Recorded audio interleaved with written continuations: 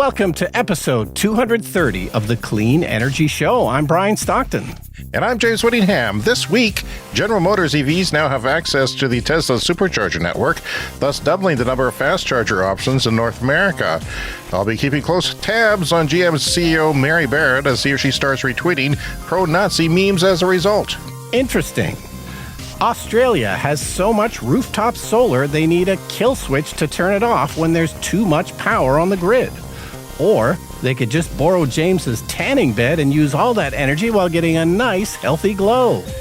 The 3 Mile Island nuclear facility in the United States is getting a new life, Brian. Its accident in the late 70s arguably caused the end of the nuclear era's momentum. Now Microsoft wants it all to themselves to power AI. Guess if they figured out it can survive a meltdown, it can handle Windows updates. And you know what? AI wrote that joke. I'm not kidding. Oh, that's why it was so funny. I gave it a shot, and it was better than anything I could come up with. I'm mad. See, we're done. We're done. Yikes. Well, this one I wrote myself. A $1 billion solar plus battery storage project just broke ground in Utah. There is no truth to the rumor that this project was needed to freeze the ice for Utah's new NHL hockey team. All that and more on this edition of the Clean Energy Show. All right, so, and many other fabulous stories coming up. So, I'm off on a trip tomorrow. We're heading to Milwaukee for a few days, but I won't miss any shows or anything. We're expected to be back on Monday, but I'm slightly worried we're going to miss a connection on the way home. So, if I miss a connection on the way home, then the podcast will be a day late. All right. And why are we going to Milwaukee again? Just because? Just because we were trying to go there on our road trip to Indiana because it was kind of on the way, but we realized it was sort of too much to jam into one trip. But after we kind of looked into Milwaukee and some of the things we could see, we thought, you know what, let's book a trip. We're staying at the fabulous Pfister Hotel, which opened in 1890 or something. So crazy old hotel. Seems primed to burn. Might burn down, don't you think? Any day now. Nah, if it's been there that long, it should be fine. But, they've got a cool art museum, and we're going to be able to catch a couple of films at the Milwaukee Documentary Film Festival, which just kind of happened to be on when we booked Well, that's lucky. Yeah, so that's fun. They got a couple of cool old cinemas downtown. But speaking of movies, our friend Lowell has a movie coming out, and I wanted to give it a plug. I thought we should do that as well. It opens on Friday in Canada, and I think October 10th in the United States. Yeah, let me check my calendar. We'll mention it again. But yeah, Canada in theaters this Friday, September 27th, and then, U.S. and worldwide in October. So we might mention it again then. But yeah, it's called Die Alone. And did you see it? We had a special preview here. No, I did not see it yet. I'm going to pay money to actually see it with a regular audience. I know they had a cast screening. I was not involved in the film, by the way. You consulted on it, but I did not see it yet at all. Yeah, I didn't do much. I looked at a rough cut at one point. But man, it's a fantastic movie. It is so great. I think you're going to love it. And this is from our buddy who did Wolf Cop. He's known for that because it was such a catchy name and concept and weird and funny that everyone sort of remembers him for that forever. That was his big break into directing feature films.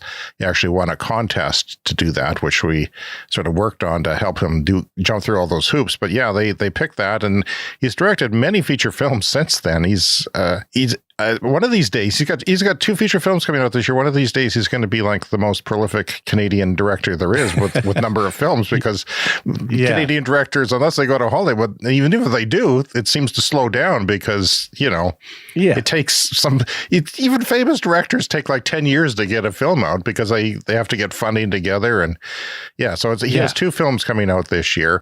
He's known as a genre filmmaker, but maybe you could tell us that this isn't really terribly genre specific because it's mostly a story, right? About characters. It is a post-apocalyptic zombie movie, so let's get that clear. It's just kind of background, though, isn't it? That's how I sort of gathered from the trailer. It's like a zombie movie with a heart. It's really fabulous and extremely rare for a Canadian film to get a release in Canadian theaters because we're so inundated with American movies that Canadian movies rarely get a chance. But yeah, this one is coming out Friday, and everyone should go see it, and go see it on the opening weekend because, it may not get that long in theaters because it is a Canadian film. So if you're going to go see it, see it this weekend. Definitely see it in the first week of release when you're seeing a film like this. Yeah. But anyway, the other reason I wanted to mention it was about a dozen years ago, I was trying to come up with feature film ideas, and I had a few things kind of going, and I eventually abandoned most of them and then made The Sabbatical, the movie that you and I made together. But one of the ideas I had at the time, about a dozen years ago, it was going to be a post-apocalyptic movie, much different than Lowell's, but it was going to be post-apocalyptic and shot here in Saskatchewan, which is exactly what Lowell did. And at one point in the process, I was thinking to myself, and I never got very far with this. I never wrote a full script or anything, but, it was an interesting idea. And I thought to myself, you know what? I should get Carrie-Anne Moss to star in this. Is that right? I think she would be perfect for it. And that's exactly what Lowell did. His movie's different than mine, but it's post-apocalyptic. He got Carrie-Anne Moss to star in it, Frank Grillo as well. Do you want to give us a background on Carrie-Anne Moss? From The Matrix. Everyone would know her from The Matrix. She's from Vancouver. Okay. So, yeah, that's pretty exciting. His other film, he was actually disappointed in this one because it didn't pick up at film festivals. They didn't know what to make of it. If it was a genre film, the genre festivals would have taken it. If it was a dramatic film, your Sundances and things like that and everything below that might have had a look at it. But yeah, he's kind of disappointed that it didn't get any festival buzz. But it is coming out in theaters. His other film, on the other hand, is more genre. It's about a pro wrestling, and it's like 84% on Rotten Tomatoes right now, and well-received film as well. But it's crazy that he has two films coming out in 1 year. But yeah, got to plug our friends. He is a close friend of ours. We're not just fooling around here. Brian, the co-op chargers, I was talking about them because, we live in a charging desert here in the prairies of Canada, and I don't drive a Tesla. I'm not a mover and shaker like yourself, so I do not have a Tesla. And these things are important to me and many other people. I read about them on our Facebook EV groups. So yeah, they actually replaced them all. You know how we're talking about a lot about how charger reliability outside of the Tesla network sucks. Like it's just atrocious sometimes. So these are all the co-op chargers that we had here in Western Canada. Yeah, I mean there was one on one of the routes to your lake via the number 1 highway in Whitewood that has been down. Some people claim for almost a year. Well, it's replaced now with new Flow technology, which is my favorite brand, by the way, because they are reliable and because I can plug and charge on them. And yeah, they replaced the one here where we live. They replaced the one in Moose Jaw, which I use when I go west on the way back. I seem to need, because you just need it. I always seem to need to stop there. So it's nice to have that. It's a backup, and it's also my preferred charging. It's also good prices. So Moose Jaw, Whitewood, and Medicine Hat, which is the biggest charging desert, but that I know of, that I deal with, is Medicine Hat, because they hardly have anything. It's a major city in a major province in Canada and Alberta, and it's got squat for hardly anything. And so that co-op I've used the first time last year. This year it wasn't available. Now it's up and running, and I could just plug it in and walk away, which is lovely. It'll charge me based on my car, and I tested that out for the co-op people here in Regina, and they're quite pleased with how everything's working. I'm ecstatic about it, and so that's just great. My son mentioned that he's taking a pavement class because he's in civil engineering. So it's weird to say that. I mean, we've taken some odd classes in film school, but he's taking a pavement class. Wow, and I didn't know that was a thing. It is, and it's pretty important. He's in third or fourth. I don't know if it's a third or fourth year class, but he's kind of in a hybrid right now. The guy said that he was interested in highway charging, which I've ridiculed. So I told my son, I'll come speak to your class and set him straight. And he kind of got scared by that idea and said, no, Dad. That's really all I had to talk about. He's going on a tour of the Boundary Dam, not the Boundary Dam, the dam at Douglas Provincial Park. What's it called? Diefenbaker Dam. Mm-hmm. They're loading up a couple buses full of engineering students going out there. And I have huge questions about, how dams can be used for storage, like shutting them down in the daytime when you have lots of solar. Not that we do here because we're stupid, but a lot of places can use, I'm fascinated by using dams as a battery, basically. Yeah. And I'm just wondered how it varies from dam to dam and what that one would be like, because there is a lot of hydro in Canada. And if we can use that as battery storage before we one day replace all that with, non-hydro, it would be nice. But I guess there's, homes along the reservoir so that you can't raise it too much. And they also need to keep a flow. He mentioned ice would be a problem. And that's something I hadn't thought about. Storing water in a cold climate might be different than doing it. But they do it in Europe a lot. So, but the water freezes fast here. It could freeze fast if it was, if the flow stopped in minus 40 or something. Yeah. So that's something to consider. And I don't know if you'll get any questions in, but certainly something I'm interested in. All right. So we're going to go to Australia now. This is from Renew Economy. And we talk about Australia all the time because, of course, they have tons of rooftop solar. They have traditionally kind of high electricity prices, but they've tweaked the regulations such that it's easy for people to get solar on their rooftops. But they do have a problem now when there's not enough demand on the grid. So they also have large battery storage for the grid in Australia. And they really just have to work out protocols to shut this stuff off because there is so much rooftop solar now, 21 gigawatts of rooftop solar on homes and businesses in Australia.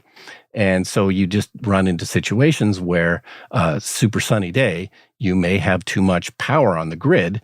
And so this is the Australian Energy Market Operator. They're the ones in charge of this, and they're looking to introduce new protocols to deal with this. So they have already in recent years, they've instituted new inverter standards and protocols for people who do put rooftop solar on. And this basically allows them to be shut off if necessary, because having too much power on the grid can be a bit of a problem. And but they don't really want to do that because, the people that own all of those houses and solar panels don't like that. It could be, just a rapid cutoff. And then, of course, then they have to pay for their power from the grid. And they're not making money with excess solar, which is usually what happens on a sunny day like that. You can sell it back to the grid. So they're looking at maybe shutting off the batteries instead, the large grid storage batteries, whereby if there's going to be too much power on the grid, they're going to make sure that these large grid storage batteries are drained overnight and kept at zero so that if there is a peak during the day with too much power, all of those batteries can suck up the excess. And, zero seems extreme, though. Why not 5 or 10%? Just so you can use it to stabilize the grid. And also, you don't want to keep batteries at zero anymore, on a grid storage than you do on a EV battery. So why not, mostly drained? And wouldn't that make sense, right? I mean, if you could forecast a lot of solar for the day, you would want them drained. So I don't know why that's such a big issue, but I wouldn't want them to go to zero because you need grid stability. You need them to respond quickly to things. It does say zero in the article, but I assume there's going to be some nuance to all of this. But the idea being that instead of shutting off everybody's rooftop solar, which would make everybody mad, they're going to shut off these big batteries instead, and they're going to introduce a compensation for this. So again, the problem is no one likes their solar being shut off, no one likes their batteries being shut off because they stop making money from the grid because you make money every time you supply power to the grid. So they're going to compensate these big batteries in a similar way where they will actually get paid to keep the batteries at zero or perhaps close to zero. Well, that's one of these struggles that we're going to have to deal with going with higher renewables on the grid. And like we always say, it's not going to be the same grid with different sources of energy. It's going to be a different kind of grid. There's going to be demand response. There's going to be EVs that will suck up power and give it off as needed and things like that. Vehicle to grid, V2G, and things like that. All kinds of things. Variable things, adjustable things. The grids just have to work differently. And now they're having a discussion about nuclear as well in Australia, like we are in Canada. And there are some proponents of adding more nuclear to the grid. But especially 10 years from now, if they ever get built, it'll be 10 years from now.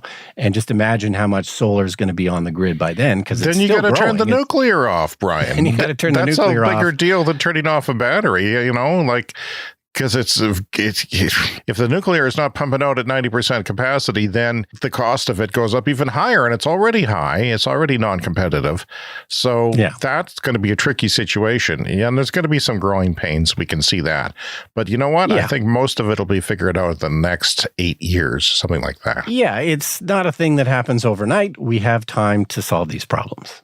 But Australia will be on the forefront of it, and we'll have to learn from what they do and what other people do who are reaching this milestone quicker. GM, General Motors, one of the world's biggest car companies, is getting access with all their EVs. They were an EV pioneer in some ways with the EV1 25 years ago. Then they crushed them all. But they did come out with the Bolt in 2015, which was the first affordable long-range EV, just prior to the Model 3, a year or two later. Yep. And the Chevy Volt before that, which was a very decent plug-in hybrid. Yeah, with lots of range and an engine for a backup. So there's lots of Bolts out there, right? There's lots of them around, and now they have access to the network, although Bolts are a 2015 technology and they charge slow. And I have one, by the way, if you didn't know that. Yeah, and this is access to the Tesla network, just to be clear. Tesla is slowly opening it up, kind of manufacturer by manufacturer. Right. And Ford was first, and then Rivian, and now GM. And those two manufacturers sent out free adapters because there's a different plug standard in North America, where the Tesla has a very elegant, it's almost like my one in the driveway, and to get superpower. Like literally, I'm the only one in the family who can handle the supercharging cable because it's so heavy and awkward that you need a great, and I don't know that I would if I was 90 years old, it's really, I got to get you out to try one because you'll never know if you don't do that once because it's really crazy. And so the automakers are virtually all going to the Tesla standard. Tesla has opened it up so that they can do that. And we'll start seeing it next year and the year after that with cars actually having it built in. So they'll have access to the Supercharger network, which doubles the amount of Supercharger access virtually. And it's a much better thing, but now we need an adapter. So unfortunately, GM is making us pay for the adapters, which is not great for James. I'm not happy about that. I thought, well, if the other people do it, it would be something that GM could do, but they look kind of bad doing it this way. The announcement comes more than 15 months after GM first announced it would adopt Tesla's EV charging plug for its vehicles. The automaker had originally said it expected to complete the software coordination with Tesla by early spring 2024, but production bottlenecks and layoffs at Tesla have delayed the process. Nearly 18,000 Tesla Superchargers in North America now are accessible by people like me with a GM vehicle, EV. GM customers have to pay for their adapter, $310 Canadian, $225 United States currency, which is a chunk. It's a chunk. That's probably more than what the thing is worth, which some people are kind of mad about. I cannot justify it myself. I'm going to explain why. Tom Malogny of State of Charge argued maybe they shouldn't be free because not everyone wants one. Some people just use their EVs for the city, so why have that bottleneck of giving, waiting, everyone else waiting? So that slows things down. And there's a possibility of waste there too. So maybe he suggested if it was subsidized, I'd gladly pay $100 for it, but that's a bit much for my case scenario. If anyone has one from Ford and Rivian that they're not using, contact my agent. And that would be Brian. I don't know. Just contact him. I'll explain why I may not need one. This is my analysis, Brian. I've done some analysis on how useful this is in our charging desert of the prairies of Canada. You might have a charging desert where you are. Chances are you do somewhere near.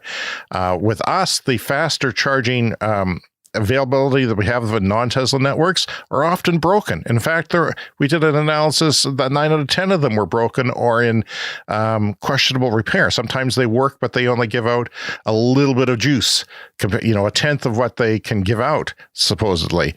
So I have the Bolt EV from GM. It is, like I say, 2015 technology. It's discontinued. They are bringing it back, hopefully with faster charging.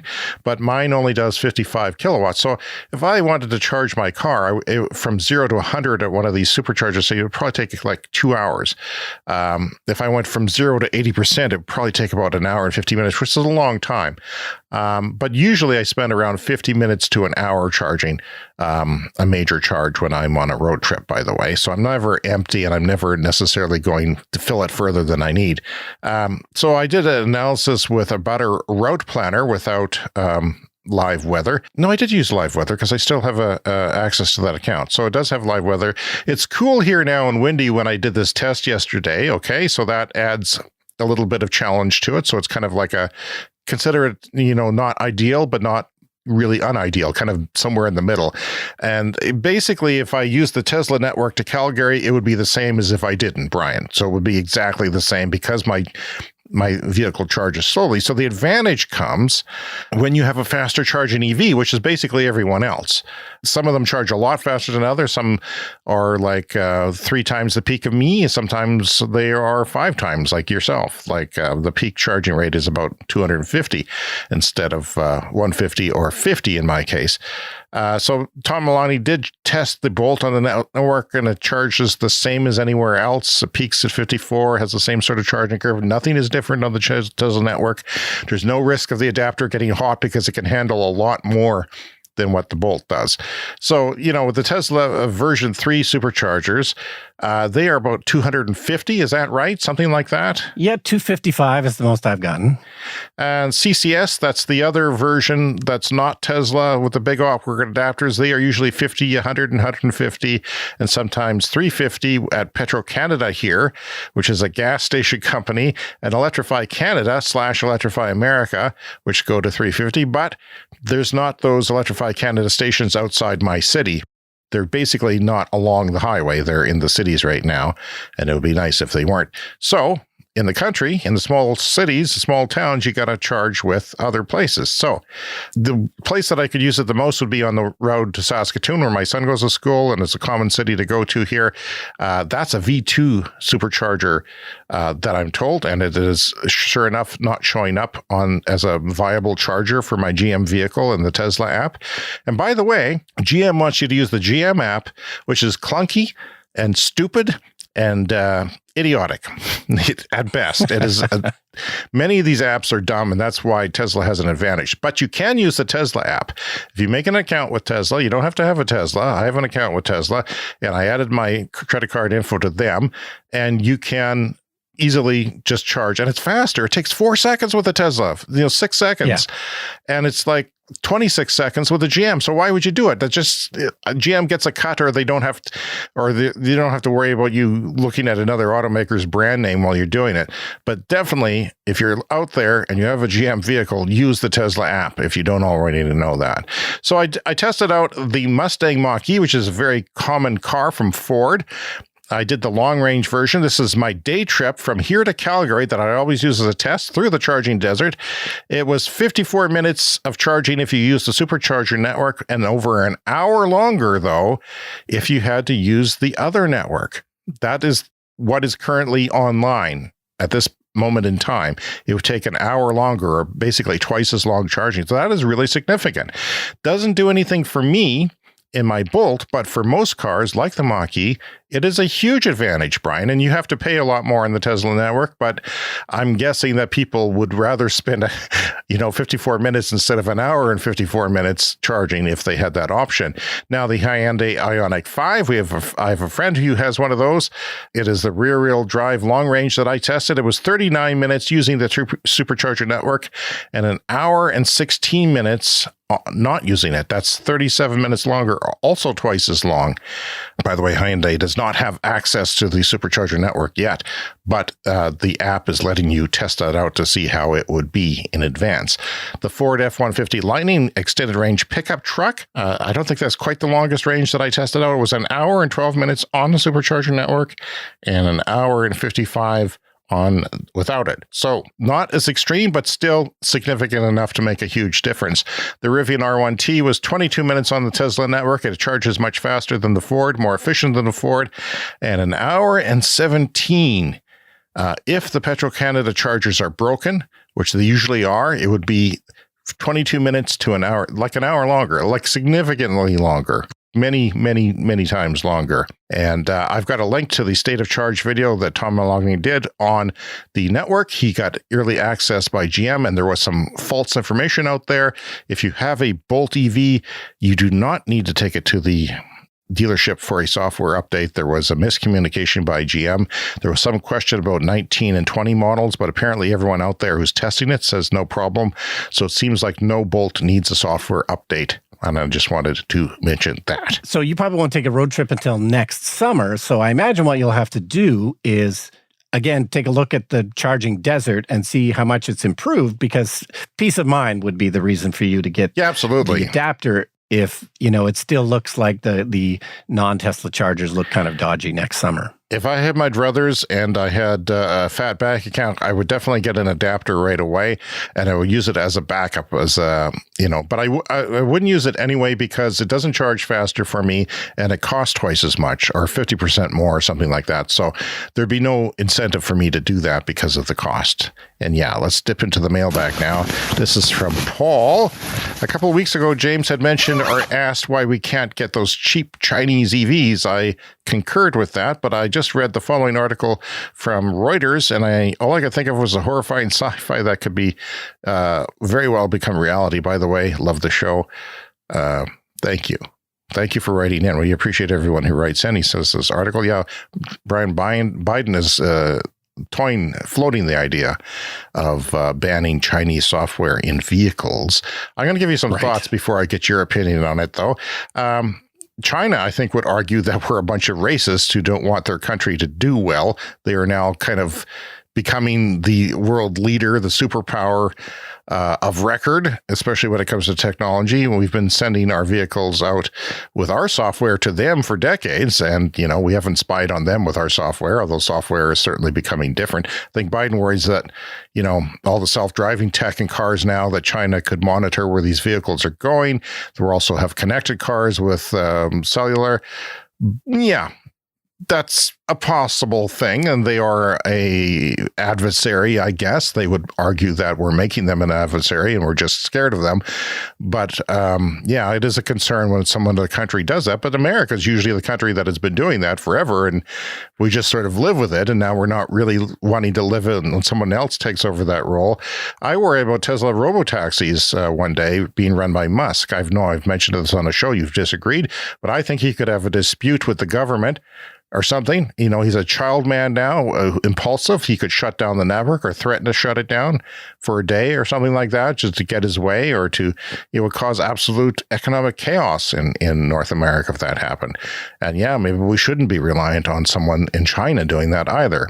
But I'm certain that there can be safeguards put in place, and things like that. Perhaps Chinese vehicles might be made to run Google, like GM is doing, or something like that. I think it's overblown. I think our cell phones are made in China. We're scared of Chinese technology in our telecommunication systems here. I kind of get that, but we're walking around with Chinese-made, assembled cell phones. So we're going to have to accept that China is now by far the world leader in technology advancement. It seems to be that America might have some wins, but it's going to be dwarfed by all the things that China's doing, I think. Yeah, I ordered one of the new iPhones. The 16 just came out. It's actually going to be delivered today. And of course, it's shipped directly from China, because that's how they do it. You order the phone. Is that right? You track it all the way from China. That's usually how the Apple Now the Chinese know where you live. Well, exactly. Of course, there's been all the kerfuffle about TikTok, same kinds of issues. And I tend to think it's overblown. I mean, all kinds of software from all kinds of people is all basically spying on us in some way. Mr. Zuckerberg is one of them, and I don't care for that. Yeah. He just wants us all to accept it. No, I don't accept it. I'm too old to accept it. Yeah. But, it's all complicated and nuanced, and I couldn't possibly begin to figure out any kind of solution. Okay. Well, do you worry about anything else? I mean, Do you think that there's a solution that we could be doing? Anything at all? Well, like a lot of these things, typically there is already rules and regulations in place.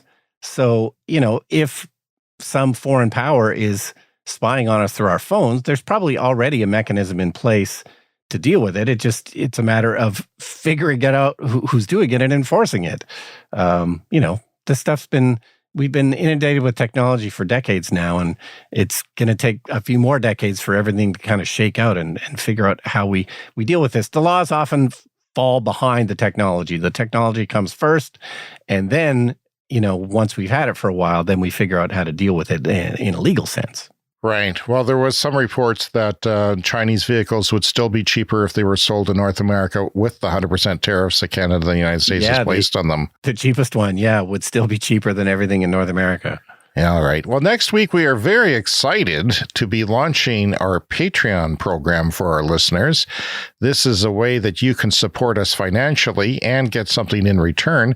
And some people may not know what Patreon is. Brian, you're pretty experienced. You support some things, I imagine, through Patreon. Yeah, I've always loved podcasts. I'm a big podcast fan, and it's one of those things that can be directly funded by listeners. Like some things like, television shows and movies are so expensive, it's difficult to do that direct funding. But because podcasts are cheaper to make, they can often be directly funded by the listeners. And I think it's a fantastic model. There's 3 or 4 Patreons that I support of different podcasts and, YouTube channels and stuff. And I love it. I think everyone should support us.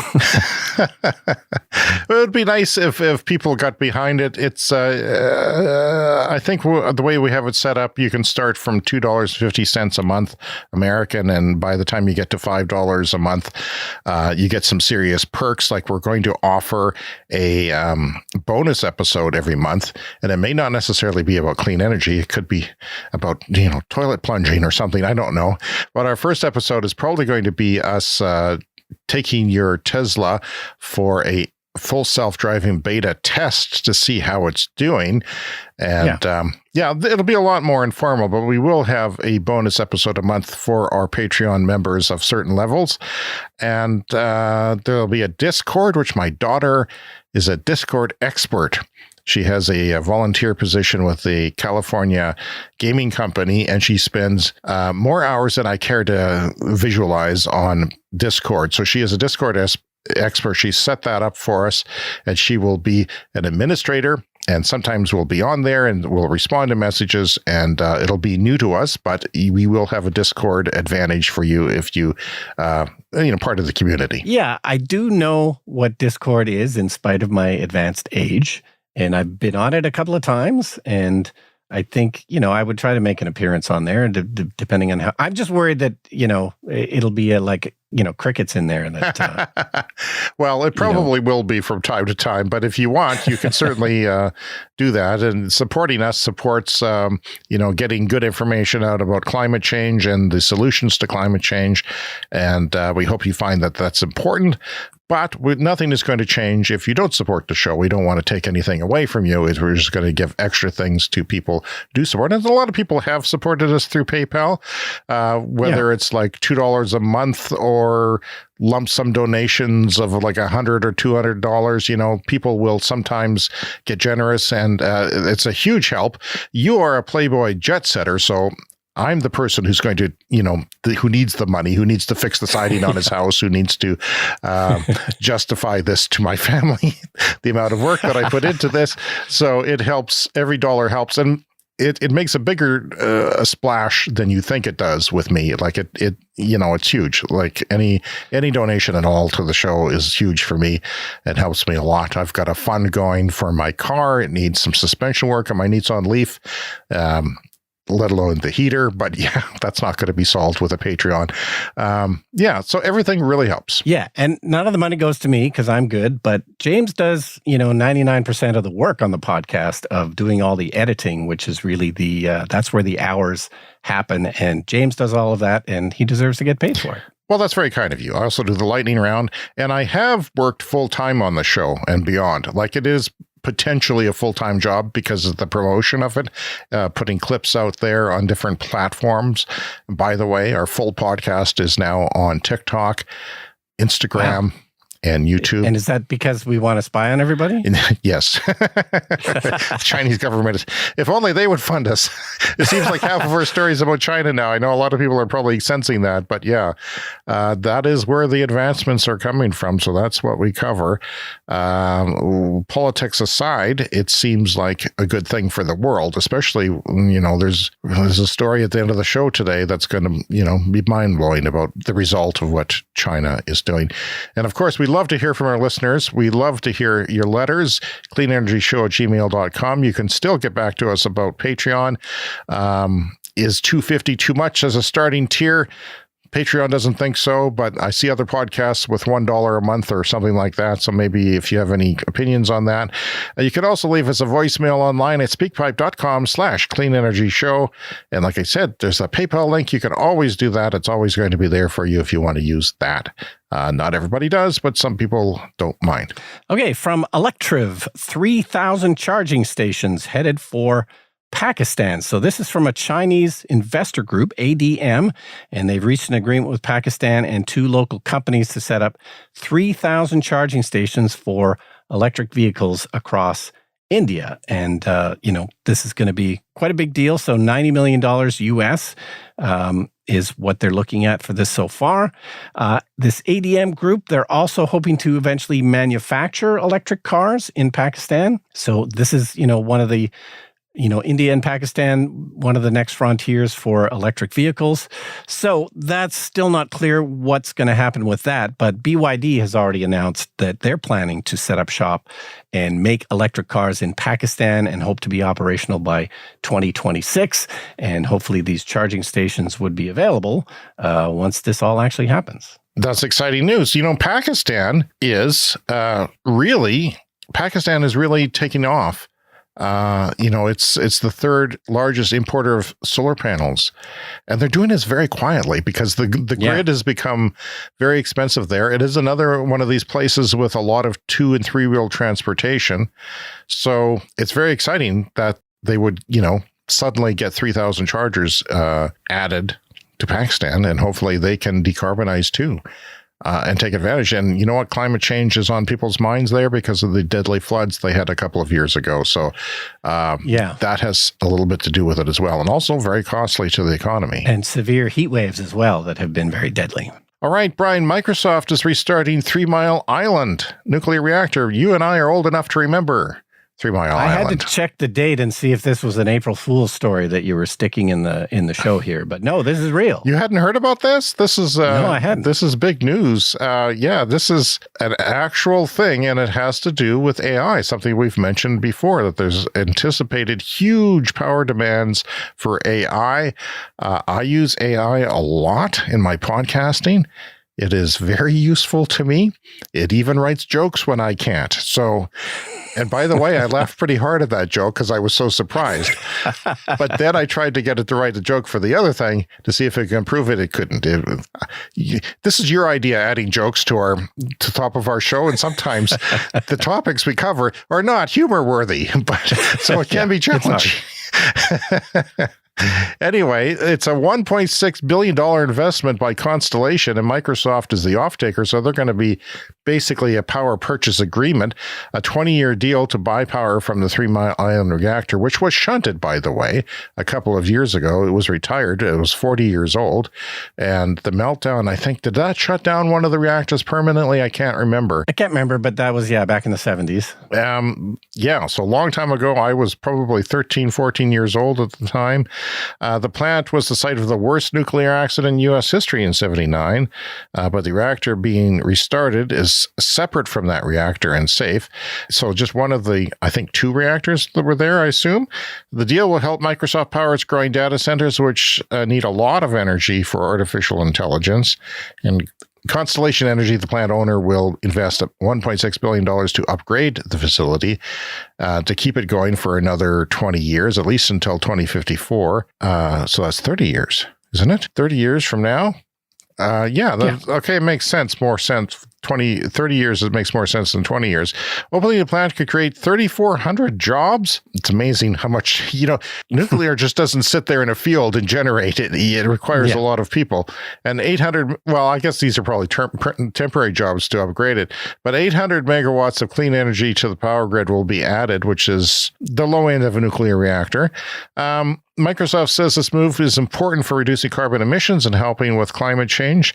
I'm a big fan of keeping nuclear reactors going if they're already there, if they can be extended. I'm not sure if I live next door to it, if I would be, I'd just be happy that it's gone and then now it's coming back. Just as the risk, which may not be rational, but I'm not a rational human being, Brian, you know that. The accident at 3 Mile Island in 79 caused fear of nuclear energy around the world, but no one was hurt. And now there is more interest in it as a clean energy source, of course, but too little, too late, too expensive, too late? We don't know. There are other technologies in the world to compete. Other tech companies like Amazon are also looking at nuclear energy to meet their energy needs. Some people have protested the plant's reopening, but it still needs final approval from regulators. One of the biggest power deals ever, Brian. $16 billion for one nuclear reactor from a 40-year-old reactor just to get to age 60 or 70. We'll see. But that's better than Microsoft buying a coal plant, I guess, which they could have. I mean, and they're going to have to wait a long time for it to open. So, I guess they've figured out they don't need the power for a few years. I don't know. Well, they're doing it in advance, and I guess that's what you have to do. But yeah, that's the way it is. Solar, wind, and batteries. That's what I would do if I was in that position. And speaking of which, there's a $1 billion solar and battery storage project that just broke ground in Utah. So this is going to be 400 megawatts, so half the size of that nuclear power plant, which ain't bad. Okay. Especially, let me just do some math here. It's $1 billion for half as much and $16 billion for twice as much. Yeah, that's so something's not adding up here. I don't know, Microsoft, maybe you need your AI to do some math, but it seems to me that you could do the same thing for at least, maybe if not $2 billion to power it around the clock. You could do something to, say half the price. Yeah, would certainly have the storage of if you mixed in some wind and solar. I mean, that doesn't make sense to me. Go ahead. I'm sorry to interrupt. I mean, Microsoft is a business, so presumably they have some accountants that know something about, And what happens if the other guys do something that costs half as much? Then they're more profitable than you with this AI thing. I don't know. It seems strange. But one of the things that really caught my eye in this article from Electrek about Utah, as recently as 2015, Utah was getting 75% of their power from coal. And they're already down to 46%, so half roughly. And then other projects like this solar and battery project is going to get that down even further. So I always like a story where we're getting rid of coal because it's such a no-brainer. But then the other thing I wanted to talk about, are you aware that there's now an NHL hockey team in Utah? Did you know about this? Yeah, I did. And people were joking about them calling themselves the Utah Jazz like the basketball team did. Which is a stupid name. Well, they should have done that. Well, do you know what their name is? Bounce it off me. I'll see if I do. It's the Utah Hockey Club. No. Are you serious? I'm serious. That's their name. That's the final version of the best they could come up with. I don't know how that ever got past Utah, anybody, but you are not a creative species.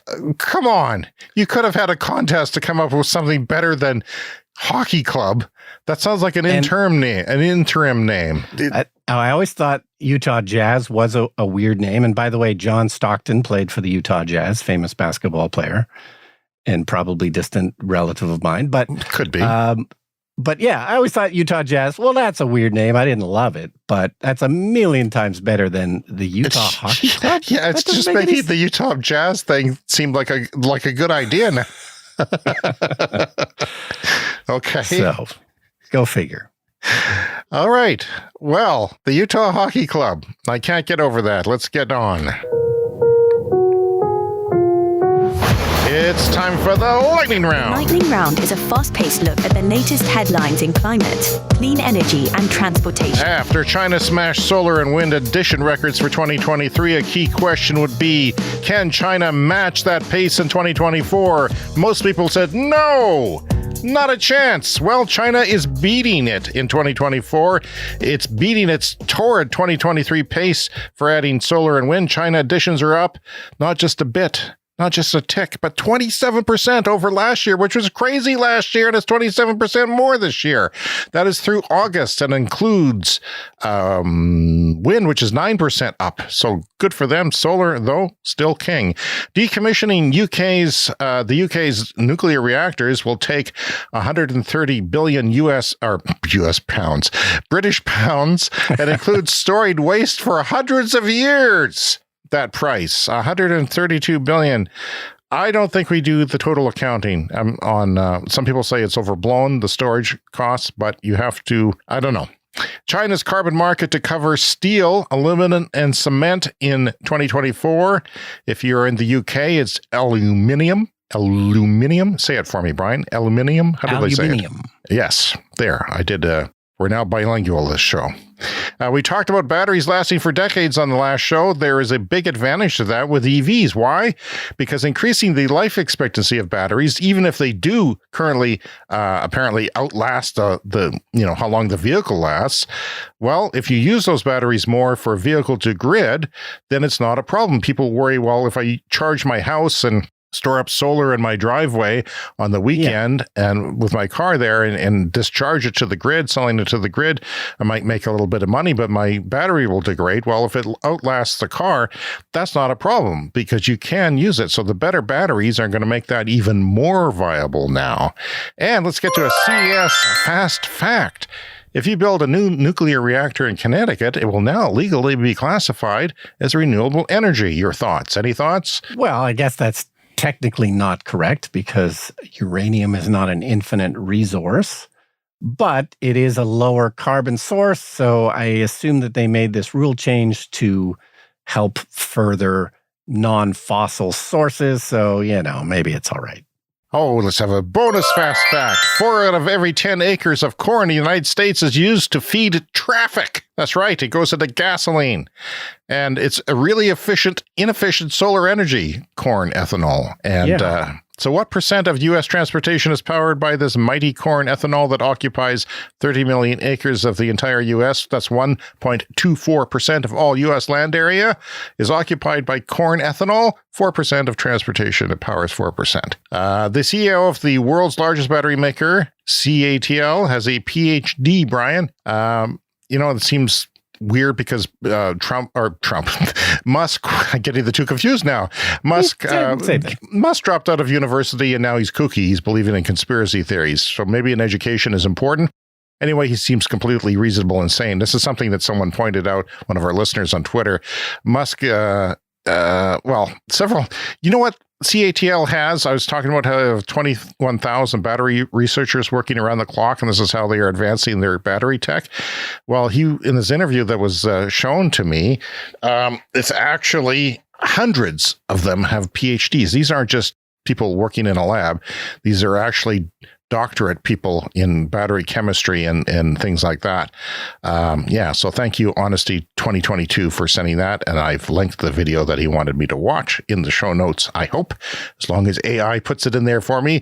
2019 average battery degradation was 2.3% per year. That is, you lose 2.3% of your capacity in your battery. God knows my Nissan Leaf lost a lot of energy. I expected it to. I knew that in advance. A lot of them lose a lot in the first year and it slows down by year 5.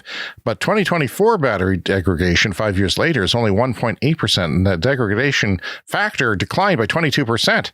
And the best batteries now, Brian, degrade 1% per year, which is not bad at all. From BBC.com, Hinkley Point B nuclear reactor in the UK could take 95 years to decommission. So bit of time. That's a long time. Potential new car buyers who would consider buying a Tesla fell by nearly half since 2022. And the number who would definitely not consider a Tesla increased by nearly 2/3, according to U.S. surveys.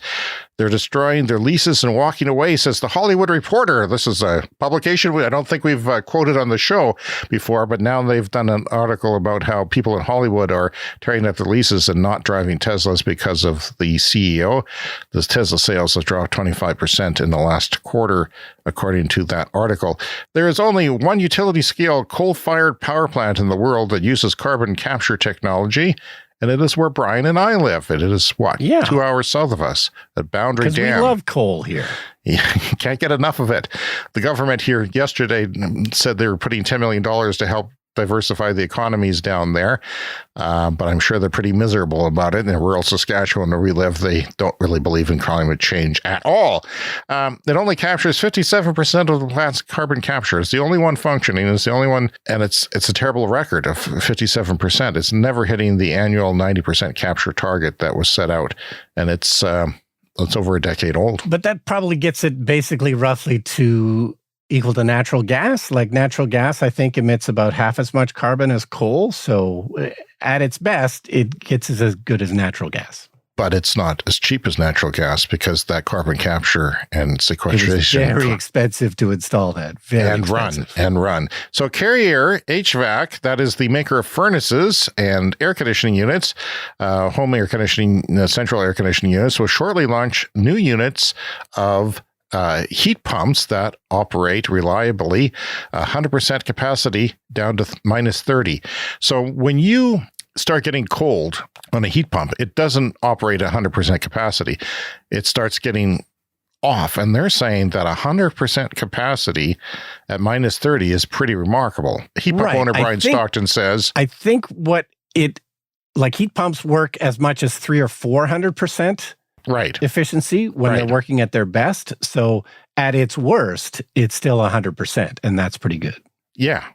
And which is the same as bringing maybe an electric arc furnace backup on at that temperature as well. Exactly. But at minus 25, then it should be a little bit more than 100% efficient, right? It should be not much, but enough to be better than turning on, say, like you have an electric arc furnace backup, not an arc furnace, but an electric furnace backup. Yeah. Resistive heater. No, mine is supposed to work. My heat pump's supposed to work to minus 22 Celsius.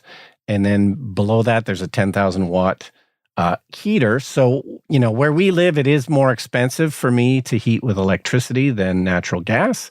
But that's only because it's, ridiculously cold. It's a few hundred, like maybe $600 more per year for me to heat with electricity, even though part of the time I'm using a 10,000 watt heater. Okay, well, that might change. My concern is not too many people in the world live where we live and have our climate.